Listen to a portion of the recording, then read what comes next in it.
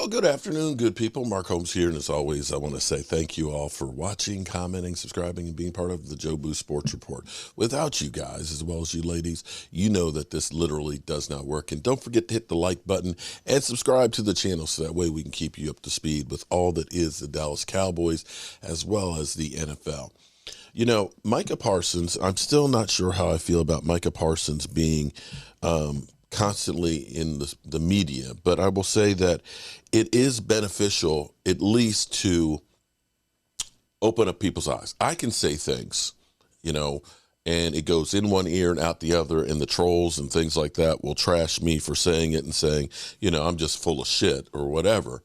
Micah Parsons says things, of course, because he is that dude. People will listen and take it to heart. One of the things I've always said is that Dak Prescott, people think that I am just, you know, in love with Dak Prescott, that Dak Prescott, you know, I'm completely blind to what he does and everything else. And it's not that. I do think Dak Prescott is a really good quarterback, and I think he's a great quarterback for the Cowboys. But I try to point out when I say, look at Russell Wilson's numbers when he first got into the league to Dak Prescott's. Difference was he had the #1 defense. People, how dare you compare Dak Prescott to Russell Wilson? It's like, we can, because what they've done has been similar.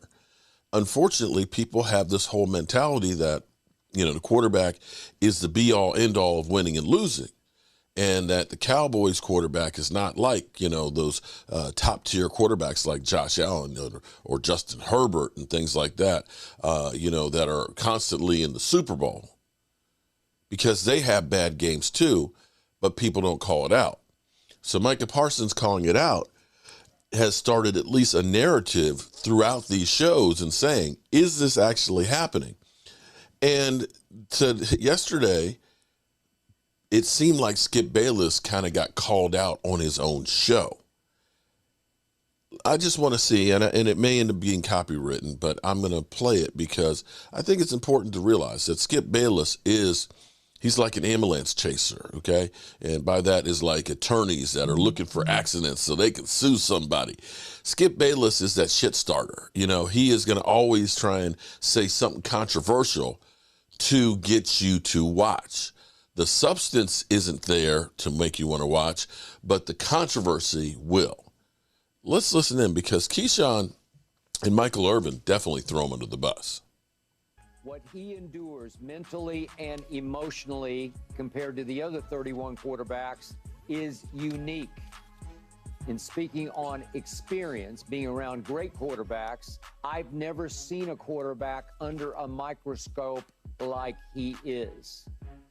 Michael, you first, please. Is Dak unfairly scrutinized and criticized? Well, this is interesting that Mike McCarthy comes out and jumps on that wagon with his star player, Michael Parsons. Now I'm starting to say, oh, this is good stuff. Yeah. Everybody's saying this. This needs to reverberate through the locker room. We are unfairly judged. We are unfairly criticized. However you want to see it. But the reality is, yes, he is unfairly judged. Yes, he is unfairly criticized. But I want them to understand on the other side of all of that, if you just win in the playoffs and get to a Super Bowl, all of that is going to work to your favor. It's going to work to your favor. And I like that Mike McCarthy jumping in, because he's trying to create this bunker mentality around his team after Michael Parsons said what he said. Now we have to understand, yes, they're going to overly criticize our quarterback, so let's all make sure we make plays and do what we need to do. It's obviously us against the world, and that mentality is what they need to understand right now. I don't care about everybody talking about the Cowboys. Make sure they're talking good stuff if you win football games, and that's what it will be. Yeah, if you win. But yes, Skip, he is unfairly criticized. He's the quarterback of the Cowboys. Well, quarterback of the Cowboys are not. He's unfairly criticized. Okay, this man has won 65. He's won 65. That's a lot of games. Wait. Can you stop? I just can't stay there. Because if you're quarterbacking for anybody else, he wouldn't be unfairly criticized. So I can't let you go there. I'm trying to be a good boy. Okay. He's played in 103 career games. He's 65 and 38. Here it comes. Okay. Right. That's pretty good. Pretty good. Pretty damn good. Pretty good.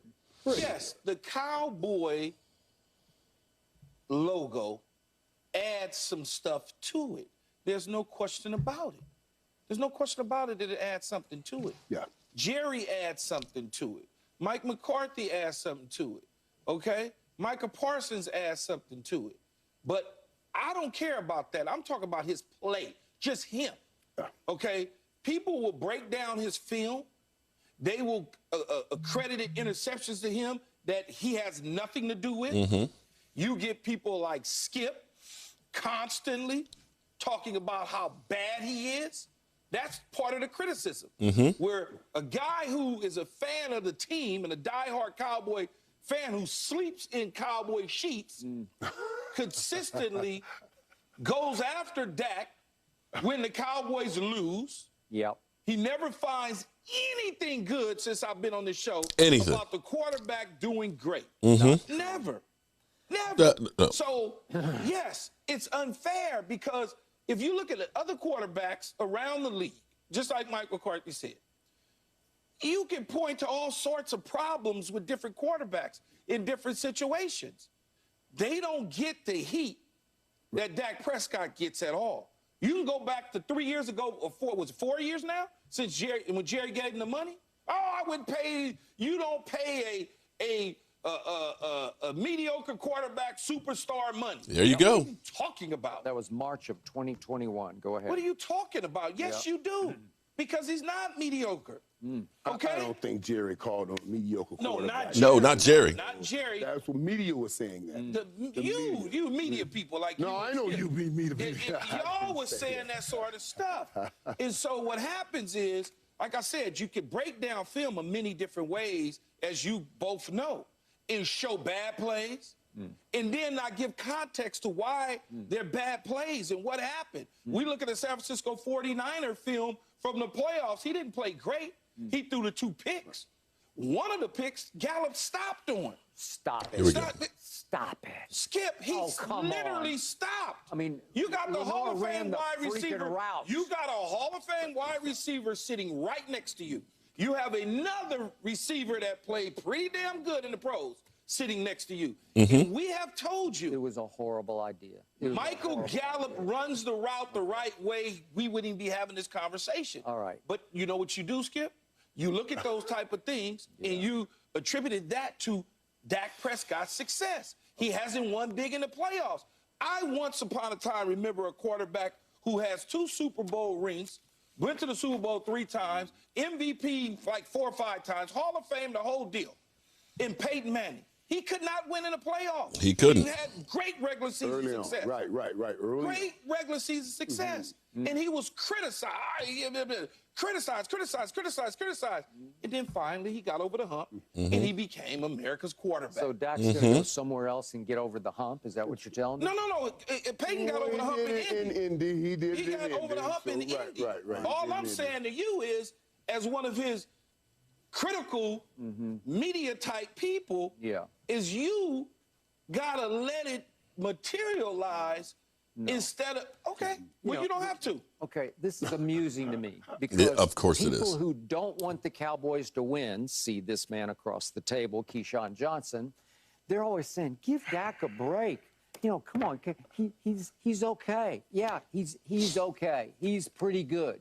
He's just good enough to keep his job and leave me in disastrous frustration night after night after night. Here we go. People who do want the Cowboys to win know deep down in their hearts he's just not quite good enough to measure up to our standards. I became a fan of this team when I was 10 years old. I lived through Roger Staubach, who is in the Hall of Fame. I lived through this man and Troy Aikman, both of them in the Hall of Fame. My bar is set high, and Dak can't quite live up to my bar because he's just pretty good.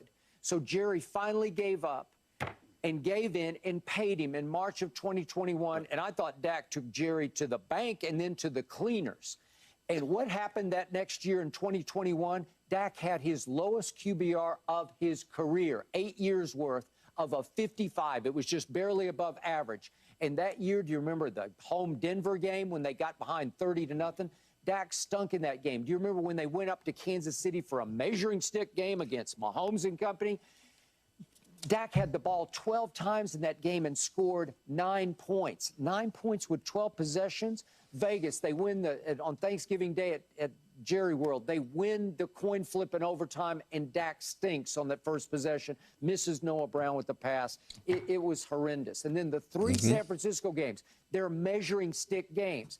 Dak now against San Francisco, 3 straight games. He's completed 58% of his passes. He's 3 touchdowns to 6 interceptions with 9 sacks. It's just not good enough. But I got spoiled because I know Roger Staubach, and I know Troy Aikman, and I know when you set the bar up there, what great things can happen.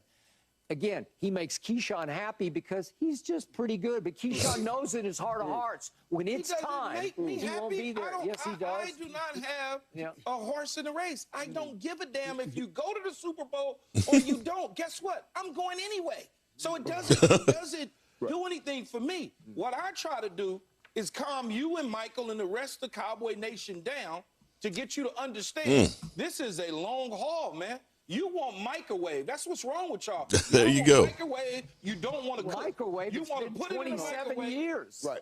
That ain't my fault. Okay, but Dak Prescott is not all the 27 years. And you sit here and you look at and say 68 and 35 or whatever it is. This has been the best time that we've had during that 29 years. And I'm sitting here looking around because I'm trying to understand who out there besides Pat Mahomes that they think that we're going to be able to turn around and get. Josh Allen turns over the ball. You know, Trevor Lawrence turns over the ball and loses games. Hell, he had 4 turnovers in the first quarter against the Chargers, his first playoff game. You've got Justin Herbert, who they said is that guy, but, you know, the Cowboys with Dak Prescott, they beat that guy. Aaron Rodgers can't play right now, and he ain't won one since, what, 2010? I don't know who could live up to this standard that the Cowboys have at quarterback. So are we literally saying that the Cowboys have had 2 good quarterbacks in their history of 60-plus years? Troy Aikman and Roger Staubach. And mind you, Troy Aikman is almost 1-1 as far as touchdown passes and interceptions in his career. And you can't say that Troy Aikman didn't have one of the best teams in the history of football around him. I can't look and say that with my Cowboys right now. I honestly can't look at my Cowboys and say that right now. I can't. I can't look and say we've got the Great Wall of Dallas for an offensive line. And I'm not sure that we have the doomsday defense either. All these things matter. But then again, what do I know? I'm a guy with a day job and a voodoo doll, and I'm going to go back and get to work. I appreciate each and every one of you guys as well as you ladies.